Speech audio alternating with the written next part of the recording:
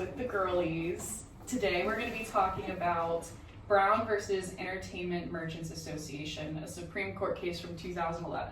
I'm Allison and I'm going to be covering Justice Scalia's majority opinion.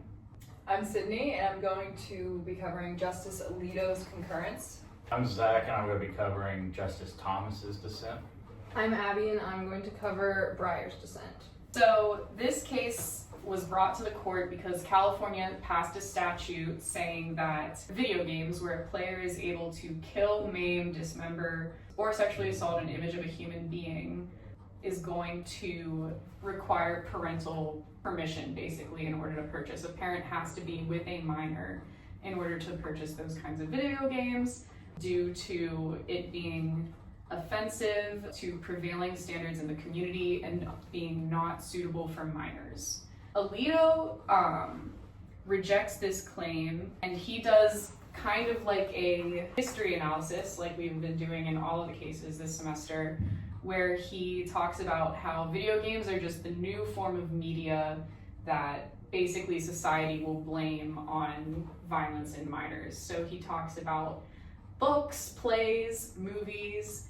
I thought it was really great that he talked about choose your own adventure novels where you can commit violence and you can listen to music that's violent, but these under the First Amendment are things that we protect. He mentions that there's only certain areas that speech is limited, such as obscenity, incitement, and fighting words, and that video game violence doesn't fall into any of these categories. He essentially argues that California is trying to invent a new category of speech that the First Amendment doesn't apply to, which he ultimately decides they can't do that. This video game is protected by the First Amendment, and standards already exist in the video game industry for ratings, such as mature, and since the industry is already basically self-regulating, it's not proper for the government to come in and do that as well. Yeah, so in Justice Alito's concurrence, he kind of starts out by saying the statute was well-intentioned, basically like a pioneering effort to address something that might potentially be a serious social problem. He agrees that the statute should be struck down on not the same grounds as the majority, however. He criticizes the majority's approach about, as Allison was speaking of, relating video games with literature or depictions of violence. He just explains at length about how modern technologies can make violence and these crazy acts be much more realistic than any reader could ever imagine. Even the depiction of being able to place pictures of certain people as video game characters. So it's very much different than the kind of violence you would perceive from reading a novel. He kind of goes into the fact that he believes that this is a violation of due process on the grounds that it is impermissibly vague. He thinks the statute doesn't go into describing violence in a way that video game manufacturers can actually be able to comply with. They talk about referring to the statute based off of another statute, which Abby will talk about, based on obscenity and what the community deems as being obscenity. And he expresses that violence in entertainment does not have the same history as these other things, whereas it's hard to implicate standards based on just community norms because many communities view it differently. And then he goes on to say that because it's vague, it does not give people of ordinary intelligence fair notice, and then a lack of such notice raises First Amendment concerns. So just basically the application of the statute is entirely dependent upon the interpretation. These undefined words could lead to inconsistent case law and standards across the community. And then how it doesn't designate the difference between an 18-year-old or a 17-year-old trying to get the game or a 2-year-old. So he agrees that this law should be struck down because it's not specific enough, but he doesn't agree with the majority on how they compare this law, and he does think it is a serious problem, and that's the entirety of his concurrence. All right, so Justice Thomas's dissent is very unlike any of the other opinions in that it's almost like an archaeological exercise in terms of meaning and language, except for with regard to the text of the actual statute in California itself or the Constitution. He goes outside of the Constitution. So while it's sticking to an originalist position, it's not textualist, if I'm reading that correctly. And so tracking it, it was my best effort. In his dissent, Thomas argues that the court's constitutional jurisprudence historically has reflected Western civilization concepts of the family unit as a unit with broad parental authority over minor children. He would have the court hold that the California law restricting the access to minors to depictions of violence in video games is not facially unconstitutional under the First Amendment, because freedom of speech does not include a right to speak to minors, or even a right, he says parenthetically, a right for minors to have speech, period. One must go through the minor's parents. And for him, the statute itself is a plainly legitimate sweep within it, and there are no substantial number of unconstitutional applications. Therefore, it is constitutional. For instance, adults or guardians can buy video games, these kinds of violent video games for children. Interestingly, given his coming emphasis on the role of the parent, he seems to say any adult could buy a video game, not just like the parent or grandparent or guardian. This opinion precedes his majority opinion that he wrote in Bruin, or New York State Rifle and Pistol Association in Bruin, by more than a decade, but his reasoning here is consistent. It's as if he's laying the groundwork for that later claim, emphasizing history and tradition alone are the basis by which to determine the constitutionality or unconstitutionality of free speech. Here he argues that the majority opinion is not in line with the public understanding of the First Amendment. For Thomas, this means the public understanding of 18th century revolutionary and Enlightenment discourse, which, of course, according to him, did not establish a right to speak to minors except for through their parents. Quoting his own concurrence in McDonald v. Chicago, he stated that the goal of interpreting a constitutional provision is to discern the most likely public understanding of the provision at the time of it was adopted. If understood in its original context, then here the First Amendment protection against laws abridging freedom of speech did not extend to all speech at the time of the founding, and thus not here. Because the practices and beliefs of the founders did not reveal a category of speech protected. To support this contention, Justice Thomas offers a history lesson of sorts. History, he writes, clearly shows the founding generation that believed parents to have complete authority over their minor children, with the expectation that they would direct the development of those children. So from this Puritan assertion that patriarchy was the fundamental building block of society through more novel conceptions of childhood theorized by Locke and Rousseau, both admitting the malleability and impressionability of children and the corresponding adult responsibility to closely monitor and plan the child's development, to the revolutionary fathers' aims for virtuous citizens as cultivated by parents exercising their right and duty to govern their own children, the growth of their children. He buttresses his argument with citation after citation after citation after citation to historical treatises purporting to explain the relationship of parents to their children and their child's education. In what can only be described as a disquisition, he closes with a brief discussion of patriarchal law, exemplified in age-limited laws authorizing parents to claim or steal a child's wages, to restrict marriage, or to otherwise speak for the child in activities such as military enlistment or reading. Furthermore, even if the public understanding the framers does not comport with the modern sensibilities, none of this is relevant because very little has changed. The state still sets age limits on activities. For example, minors are subject to curfew laws and cannot unilaterally consent to most medical procedures. They also cannot vote, serve on juries, or, last example from Thomas, drive school buses. He does admit that some children have some speech protections, such as not being told what to say by the government. Though I would ask, who here has been made to stand for the Pledge of Allegiance? Is that a kind of speech being enforced on children? But the Supreme Court overall has not held that the freedom of speech includes the right to speak to minors, and we must go through the parents. Because the framers could not have possibly understood freedom of speech, including an unqualified right to speak to minors, and the constitutional jurisprudence has favored the patriarchal family unit ever since this founding building block in history, in American history. Therefore, per history and tradition, the court should recognize the historically unprotected categories of speech, like those belonging to minor children, that is, that they're excluded from the protections, and accordingly, the California law is constitutional.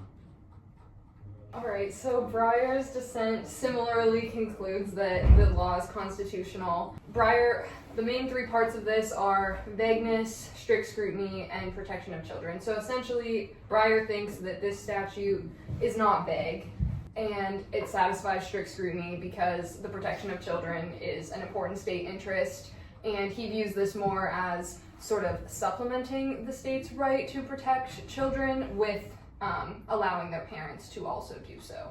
So as to vagueness, the California statute here, Breyer compares it to a New York statute, and the language of these two statutes is almost entirely the same. The only differences are the use of the words kill, maim, and dismember in the California statute versus the word nudity in the New York statute.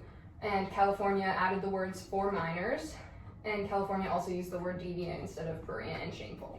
So largely the same statute. And the court upheld the New York statute, saying it was sufficiently clear, and even in the concurrence and the dissent of the Ginsburg opinion about this New York statute, not a single justice expressed any vagueness objection at all. So Breyer basically just says, why are we considering kill, maim, and dismember to be somehow more vague than nudity? So even though obviously like these terms are subject to a little bit of like nothing's perfectly clear really in the world, but how are these any more clear than those? He also brings up the fact that the video game industry itself has standards and review processes to help ensure that minors are not accessing games that are inappropriate. And he brings up the community standards, which was part of both the New York statute and the California statute. And he says that they brought in the community standards, part of these statutes, specifically because communities, there aren't any accepted norms anywhere. So it's difficult to articulate that, and that's why we're relying on communities. He basically says there's no relevant difference between sex and violence. Breyer then does a strict scrutiny analysis. He says that video games are different than children actually participating in violent activity. And so because of the expressive and artistic elements of video games, he agrees that the First Amendment allows states, or limits states' power to regulate them. And since it's the First Amendment, it's a fundamental right to free speech, we're applying strict scrutiny. And he says that the California state law is a pretty modest restriction on expression. And again, there are lots of compelling reasons to be regulating here. As I mentioned earlier, the parental authority in a household to direct the rearing of the children. He views this as supplementing state regulation with parental authority. And obviously the state does have an independent interest in the well-being of its youth. He cites a lot of evidence about why we need to be protecting youth from violence. Particularly, the habits and tasks in violent video games are more interactive than reading a novel or watching a movie. And apparently a lot of studies back this up, that the more violent video games kids are playing, the more aggressive they are. And he says that we should be deferring to the legislature to make conclusions about the relevance of all of those studies and how likely the violent video games are to cause harm to children. He also says that there is no less restrictive alternative to this California law that would be at least as effective as this. And then as to the protection of children, he most notably has a quote sort of at the end that is worth mentioning, where he says that basically all of this violence is okay, apparently, but if the woman were topless that people are torturing and harming in the video games, then that's apparently problematic according to the majority. So I think that's about sums up his opinion. Yeah, the studies part was really interesting to me because I think the majority, pretty much dismisses them and is like, in my version of the history of our nation, we all love like violent movies and things like that, so it's completely fine. So this case I thought was interesting because each justice has their own opinion on what kids should and shouldn't see, and their own opinion on what is and is not art. I think that's why you get 4 completely different opinions, because every factor in this case is extremely personal. For context, this case was specifically about Grand Theft Auto, and I think it's really interesting that Scalia comes out and does this like firm, passionate defense of like a video game that honestly like 6th grade boys were mostly playing at the time, because it seems like he would fall more into the like, we need to be protecting the youth. Like, it's not in line with his other opinions, but I think it shows the actual application of originalism, which is like, this is art and we've always protected art, so just because this art doesn't look like what you guys expected it to doesn't mean you get to regulate it.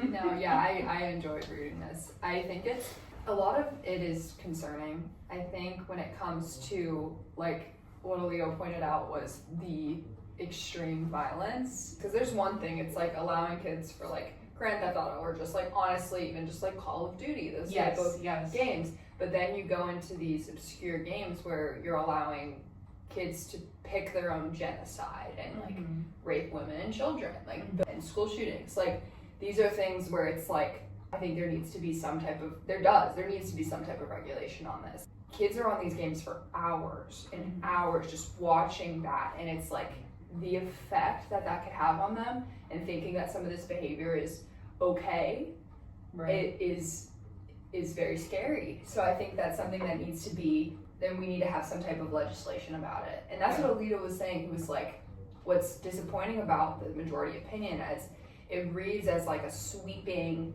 opinion across regulation generally, when there should be like more attempts to make a more specified regulation of these areas. So I thought that was interesting. And I think that Breyer dissent kind of complements that a little bit, because it really highlights the sort of what Thomas was saying as well, that there are ways around it. Like, parents can just purchase the video game for the child, and anyone over 18 can still purchase it. And he also, Breyer he cited some of his studies, and some of the studies that he cited were saying that really there's a lot of issues with enforcement of this law too. I think like 70%, maybe 2004 study was saying that 70% of stores were allowing minors to purchase mature video games. And it did go down to like 20%, I think, with some amount of years. But apparently at large popular video game stores, it was still at 50% of minors were able to purchase these games. So really, yes, there is an important interest in protecting the youth, but it is going to be hard to enforce also. Yeah, I think with Thomas, like, I don't, as a parent, I don't understand why he and the other conservative justice didn't drive home more the responsibility of parents here. Is it no surprise that teenagers at GameStop are going to be selling 19-year-olds to their friends who are 17 years old, or 16 or 15 or 14, like any other contraband? And somehow, in Thomas's opinion, he moves from the family to the state, so he elides the issue. It's like, wait, how did we get there? Maybe it's because we're supposed to have virtuous citizens, but there's not enough emphasis on, like, well, you know, ultimately the parents are supposed to police this. And that seems to me the contemporary issue too, with like social media. So I guess I was surprised that the personal responsibility crew justices didn't kind of put the emphasis more there, as opposed to admitting that despite the maybe need for regulating what are basically virtual snuff games. Like, I don't know why they didn't dig into that analogy more as the effect. They're saying, well, there should be something the government can do, and it's like, well, I'm not sure the kids at GameStop, so drive home the citizen argument. It is a public opinion. I did, Alito's claim about technology is realistic in a way that I think Scalia should be chastised on and overlooking, is that there is something fundamentally different with the interactivity. I'm not sure if they really fleshed that out. It's not the choose your own adventures of the youth. And I think with Scalia, we could say maybe some of the operas he goes to are more accompanying us, like go see Salome, the head of John the Baptist. Yeah. Like, why aren't these kind of artful examples coming out more? So it just seems like an area where they're leaning in their strengths and the art maybe not. Right. I could totally see if he would have said this law is unconstitutional because, like what you said, like, the state shouldn't be regulating this, a parent should. And instead they went with this like, well, these games are art, whether like you agree with them or not. And that also goes into like how weird the opinions end up getting with each other. Yeah, I mean, or like the example of curfew, it's like, well, this, regardless of parents, we just don't want the teenagers out at that time. Or like you seem to make the argument like, look, regardless, these things are going to impact. So if you have terrible parents, the government must regulate this kind of stuff. The rest are going, well, that maybe the parents aren't so terrible and that they should. So I don't know. I'm very confused about the logic of each position because this leap from the parent to the state without it being right. And I think it'll be an interesting case to follow for like our entire legal careers, because this came out in 2011 and now not only are children born with the ability to go on the internet, like they learn it like they learn speech. These kind of video games are just like free now. Like, well, Grand Theft Auto is still something you're gonna go to a store and get, but some of these really horrible video games that you were talking about are definitely just available on like a website. And now we're gonna have AI mixed into that as well. So I think this might end up being one of those cases in 2050, the class will read it and be like, what were they talking about? Because their understanding of every piece of it is so bizarre. The issue is for a parent is that a game like Grand Theft Auto or these other games is the online interactive with strange adults. Yes. Right? Or disaffected youth. So like a concern for, not there yet, but a young teenager boy is going to be gangs and pornography. Mm-hmm. If there's any disaffection, then gangs, they can be populated online as they are now. But yeah, this does seem kind of, I mean, it's 2011, but even so, starting to have these like strange adults interactive, it's like, so how's the court going to, and can they? I mean, I would say ultimately the parent's going to have to do something. I'm not sure if the government can protect us from the predator. I think that's a really good point, because like there's these facets of it. Even the statute, like it was deferent to the parents. It wasn't saying that these things can't be bought at all. It's hard because you can't protect against everything. And like when it comes to the parents, you would hope the child's parents is able to make that decision like intelligently. But I think when it comes down to it, there's no way you're going to be able to predict what's going to be on that game. They could label all these things, and it's like there's freedom of speech, but then there's things that if we can find a way to protect children against these predators and like pornography and stuff on these games, I feel like that's something that needs to be 100% looked into. Just like you were saying, like AI, it's like this whole new can of worms that there needs to be something where it's balancing freedom of speech, but it's also like we have laws. Can't murder somebody, right? Like you can't, and there's consequences to the speech you do have the freedom to say. I think we need to have regulation. I agree. And I think the only thing that caused the statute to fail is that the video game industry was self-regulating. Because I learned about this case in business school as like, just because you can do something doesn't mean you should. Like just because you could sell this to a 2-year-old, like maybe you just shouldn't. But I think unfortunately, business in general is taking this like turn away from that philosophy and going more towards like parents should know better. Like what do I care if your 2-year-old plays Grand Theft Auto? I think maybe in the early 2000s it was a little more like, we're not going to market this to children. Now, I think advertising to children is like basically the norm. So I can foresee this coming up again. The regulation is interesting because I remember, I actually have it right here, they're citing the video games voluntary rating systems. And they were saying like, the law does not meet a substantial need of parents who wish to restrict their children's access to these type of games. But that study itself adopted the system in response to the threat of federal regulation. Yeah. So are we getting these necessary regulations, or are we like it's easy to just like fudge them, like that type of thing? Everybody's like, passing to everyone else like, oh, it's actually not my responsibility, it's yours. Yeah, or just like we're gonna create this study in response to a threat, and then it's like, okay, is the accuracy or the reliability of the study like even worth that? Just trying to think of an example when going to the movies when I was like 12. You know, you have like a parent, but I don't think your parent could bring, at least in my hometown, bring you in to an R-rated movie.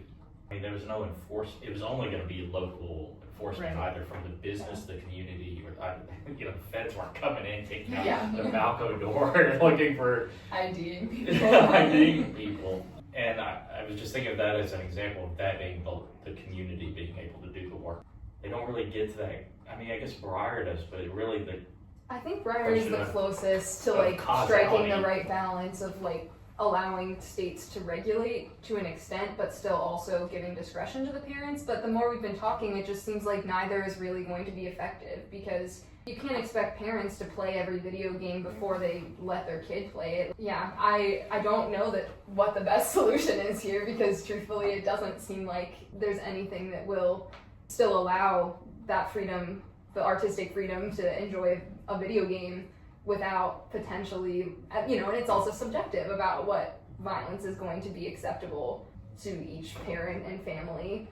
Obviously, there's some stuff that I think most people would agree on, maybe allowing a state to regulate, but yeah, I think there are just major enforcement issues both with parents and states. I think there's a way, because it's not going to cover everything, but there's a way to like start chipping into that, where it's like, how does the state regulate underage drinking? You check IDs. You don't let people in a bar, but there's people with fakes and people get past that, of course. But I think there's a way that on a state level, which goes into local enforcement, like movie theaters, that you can start addressing it. Like, even if it's just like, you know, how bars or how liquor stores don't allow you to make certain purchases. And I know there's some that do that already, but I think it's like pushing back on these video game manufacturers or game, whatever it is, and just like creating things that they must like adhere to. And once you put in place those type of regulations, it goes from self-regulating to like someone else is checking you on this, and you're not going to be able to sell in our state, you're not going to be able to sell in our mall if you keep doing this. I get it, it's hard to enforce it, but I think if you start with the business and put some precautions into there that make incentivizes them to actually like do something, is a way to start that. But with this, I think to your point is that, well, yeah, you can make that game, but if you don't do X, Y, and Z, you can't advertise it. And I think it's also, like, the ID thing is probably not easy to enforce, but I know it actually got me thinking, when I purchase a video game, I only do it through internet download, so I don't actually interact with a person at all, but you have to re-enter your card details every single time. So it almost restricts you to, like, if you're not old enough to have a debit card, you're probably gonna have to ask your parent, can I have your debit card? And they're gonna say, for what? Yeah. And you're gonna have to say, like, oh, I'm playing this violent video game. And then the kids who just have unrestricted access to their parents' debit cards, we're gonna get this stuff anyway. And I think that's a choice of the business, is will we allow you to save your card details, or will we make you put it in every time? And the video games I've bought, they make you put it in every time. They don't let you do like autofill. And it probably is, in a way, just making sure that like a child is not just constantly charging their parents' card. Tiny headaches constantly are effective. I mean, it used to be there was smoke everywhere. And then it went to smoking sections. And then it moved outside, and it moved to 15 feet away, 20 feet away. And then in some states it said things are 3 times more expensive now. So yeah, I think there's optimism that can be had against it. But Starts like small and And maybe it never gets to a huge regulation statewide like that, but those little like mini regulations that you can't say that like, oh, putting your card information in impacts speech, but it is going to prevent some purchases of these kinds of games. Anybody else have a final thought on that? Alright. Well, that concludes Grievances with the Girlies. This episode sponsored by Roblox and GameStop. We'll see you for the next grievance. Thank you.